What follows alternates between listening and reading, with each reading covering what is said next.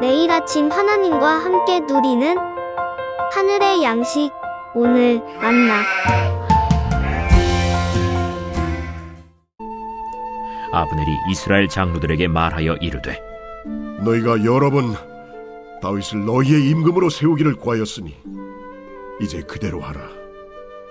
여호와께서 이미 다윗에 대하여 말씀하시기를 내가 내 종 다윗의 손으로 내 백성 이스라엘을 구원하여 블레셋 사람의 손과 모든 대적의 손에서 벗어나게 하리라 하셨음이니라.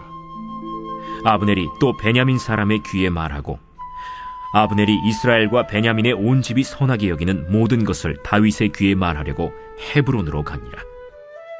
아브넬이 부하 20명과 더불어 헤브론에 이르러 다윗에게 나아가니, 다윗이 아브넬과 그와 함께 한 사람을 위하여 잔치를 배설하였더라. 아브넬이 다윗에게 말하되, 내가 일어나 가서 온 이스라엘 무리를 내 주 왕의 앞에 모아 더불어 언약을 맺게 하고 마음에 원하시는 대로 모든 것을 다스리시게 하리이다. 이에 다윗이 아브넬을 보내매 그가 평안히 가니라. 다윗의 신복들과 요압이 적군을 치고 크게 노력한 물건을 가지고 돌아오니 아브넬은 이미 보냄을 받아 평안히 갔고 다윗과 함께 헤브론에 있지 아니한 때라. 요압 및 요압과 함께한 모든 군사가 돌아오매 어떤 사람이 요압에게 말하여 이르되, 넬의 아들 아브넬이 왕에게 왔더니 왕이 보내매 그가 평안히 갔나이다. 요압이 왕에게 나아가 이르되, 어찌하심이니까? 아브넬이 왕에게 나왔거늘 어찌하여 그를 보내 찰가게 하셨나이까? 왕도 아시려니와 넬의 아들 아브넬이 온 것은 왕을 속입니다. 그가 왕이 출입하는 것을 알고 왕이 하시는 모든 것을 알려 함이니이다. 요압이 다윗에게서 나와 전령들을 보내 아브넬을 쫓아가게 하였더니 시라 우물가에서 그를 데리고 돌아왔으나 다윗은 알지 못하였더라. 아브넬은 권모술수에 능한 사람이었습니다. 사울이 죽자 그는 사울의 아들 이스보셋을 즉시 옹위하고 자신의 기득권을 유지하고자 했죠. 이스보셋을 왕으로 세웠지만 쉴권은 아브넬에게 있었습니다. 그는 사울의 첩과 통관하여 사울만큼 자신의 권세가 우위에 있음을 증명하고자 했고, 이에 이스보셋이 화를 내자 자신의 힘과 정치력을 과시했습니다. 그 권세가 너무나도 강력했기에 이스보셋도 왕이었지만 아브넬에게 아무 말도 할 수 없었습니다. 아브넬은 다윗을 찾아가 사울의 권세와 땅이 자신에게 있음을 강조하며 다윗과 화친 조약을 맺고자 했습니다. 다윗을 도와 온 이스라엘의 왕이 되게 해주겠다고 하며 또 한 번의 권모술수로 자신의 기득권을 유지하고자 했습니다. 그리고 오늘 본문입니다. 그는 미래가 다윗에게 있음을 빠르게 파악했습니다. 그리고 이스라엘 장로들을 찾아가 다윗을 왕으로 세우자고 설득합니다. 그리고 18절을 보시면 여호와께서라고 말하면서 자신이 왜 다윗 편에 서려고 하는지에 대해 합리화하며 종교적인 언어를 사용하는 겁니다. 그냥 보면 그가 정말로 신앙이 좋은 사람처럼 보입니다만 그의 속마음에는 하나님의 뜻보다 자신의 이기심이 가득 차 있는 사람이었습니다. 그리고 22절에서 26절까지의 내용을 보시면 다윗의 군대 장관이었던 요압이 어떤 사람이었는지가 나옵니다. 그는 말보다 행동이 빠른 이상주의자였습니다. 자신이 보기에 옳은 것이라면 앞뒤 가리지 않는 사람인 거죠. 요압에게 하나님은 자신의 이상을 실현시켜주는 도우미 정도였고 자신의 폭력까지도 이상을 실현하기 위해서는 어쩔 수 없는 것이라 생각했던 자였습니다. 다윗을 위하여 나라를 세우고 다윗을 위하여 옳은 일을 하고 있다고 생각했지만 그것은 스스로 속이는 일이었고 모두가 다윗의 나라보다는 자신의 이익과 기득권이 먼저였습니다. 아브넬은 잔꾀를 통해 이스라엘을 이용해 먹고 자신을 위해 교활하게 다윗 편에 붙으려 했고 또 요압은 폭력을 통해 자신의 위치와 다윗의 권력을 이용해 아브넬을 죽이고자 했습니다. 결국 요압은 아브넬을 쫓아가 다윗 몰래 죽이고 돌아옵니다. 27절을 보시면 아브넬이 거한 곳이 헤브론이었습니다. 그것은 부지 중에 살인한 자들이 가는 도피성이 있던 곳으로 그곳에는 살인이 일어나면 안 되는 곳이었습니다.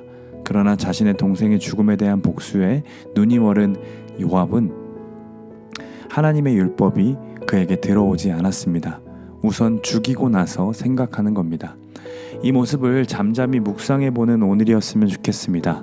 우리의 삶의 현장은 하나님이 보내신 자리입니다. 그분의 뜻과 통치가 이루어지게 하기 위해 우리를 가정과 직장, 사업장으로 부르셨습니다. 그런데 우리도 아브넬처럼 요압처럼 하나님의 일에 대해서는 관심이 없지는 않은지요. 그들이 다윗이 얼마나 자신에게 도움이 되는지에만 관심이 있었던 것처럼 오늘도 하나님이 나에게 어떤 도움이 될지만 관심이 있는 것은 아닌지 오늘 말씀을 잠잠히 묵상해보며 우리 자신을 돌아보기를 원합니다. 아브넬처럼 자신의 선택을 합리화하기에 우리 하나님께서 부르셨고 선택하셨다는 말, 하나님이 그렇게 하셨다는 말을 우리도 자주 하지 않습니까?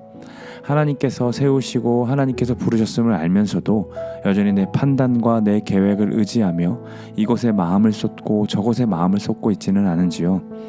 말씀을 듣는 것을 넘어서 곱씹고 묵상하는 오늘이었으면 좋겠습니다. 또 곱씹고 묵상함으로 그 말씀이 우리 삶 곳곳에서 증명되고 살아내는 자리였으면 좋겠습니다. 우리 안에 아브넬처럼 기회주의적이고 하나님을 들먹이며 합리화하기 좋아하는 모습들을 내던지고 또 요압처럼 묻지 않고 몰래 내가 하고 싶은 대로 행하면서 주의 말씀을 무시하던 모습도 좀 내려놓고 그분 앞에서 묻고 그분이 아니라고 하시면 기다리고 맞다고 하시면 순종하는 오늘이기를 간절히 소망합니다. 이렇게 묵상이 끝나면 우리는 율법적으로 결론을 맺으며 자신의 죄를 고백하고 마무리를 맺을 수 있습니다. 그러나 그 습관이 자리 잡으면 묵상이 즐겁지가 않다라는 거죠. 죄만 발견되는 것이고 하나님 앞에 묵상하면 늘 죄인으로 서게 되니까요. 우리는 여기서 나아가 하나님의 일하심을 주목해 봐야 합니다. 즉 아브넬과 요압의 이기심 속에 하나님은 어떻게 일하고 계시고 당신의 나라를 만들어 가시는지를 봐야 한다는 겁니다. 하나님께서 드러나서 일하고 계시지는 않지만 여전히 이들을 통해서도 구원의 역사를 이루어가고 계심을 볼 수 있습니다. 하나님께서는 이렇게 자기 백성을 모아 하나님 나라를 이루어 가시는 겁니다. 사울을 생각해 보시면 그는 하나님의 뜻을 몰랐습니다. 하나님의 일하심도 기다리지 못했습니다. 자신보다 다윗의 명성이 높아지는 것을 보고 시기와 질투로 그를 죽이고자 했습니다. 하지만 다윗은 사울을 죽일 수 있는 기회가 여러 번 있었지만 죽이지 않았죠. 하나님이 원하시는 방법이 아님을 깨달았기 때문입니다. 자신에게 기름을 부으시고 후에 이스라엘의 왕으로 부르신 이유가 사울을 죽이고 쿠데타를 일으켜서 세워가는 나라의 왕으로 부르신 것이 아님을 다윗은 알았기 때문에 그래서 기다립니다. 이해가 되어서 기다린 게 아닙니다. 어쩔 수 없이 쫓기고 그 험한 광야에서 기다렸습니다. 사울이 블레셋 손에 죽었을 때도 그는 슬피 울었습니다. 그는 마지막까지 하나님께 기름 부음 받은 사울을 존중했습니다. 그리고 드디어 왕이 될 수 있는 기회가 있는데 아브넬과 요압의 이기심으로 싸우고 죽이는 일이 벌어진 겁니다. 그럼에도 하나님 어떻게 하십니까? 다윗의 나라에 지장 없이 만들어 가십니다. 오히려 그것을 통해서 든든히 세워가는 것을 오늘 말씀과 내일 말씀을 통해 볼 수 있습니다. 우리의 삶 가운데 어찌 요나단, 아비가일, 사무엘 같은 좋게 기억되는 것만 있겠습니까? 분명 오늘 말씀을 통해 밝혀주셨듯이 오늘 하루를 살면서도 어쩌면 아브넬처럼 어떨 때는 요압처럼 하나님의 뜻과 상관없이 내 욕심을 주장할 때가 있을 수 있습니다. 그러나 기억하십시오. 하나님은 그 삶을 통해서도 우리의 삶을 하나님 나라로 만들어가고 계시며 예수님을 닮아가도록 함께하고 계십니다. 소중한 사람과의 관계가 깨어지고 실패를 맛보고 또 우울감에 휩싸이는 일, 병마와 싸우는 모든 일, 우리의 현실은 삭제하고 싶고 지웠으면 좋아 보이는 삶의 기억들 분명히 있습니다.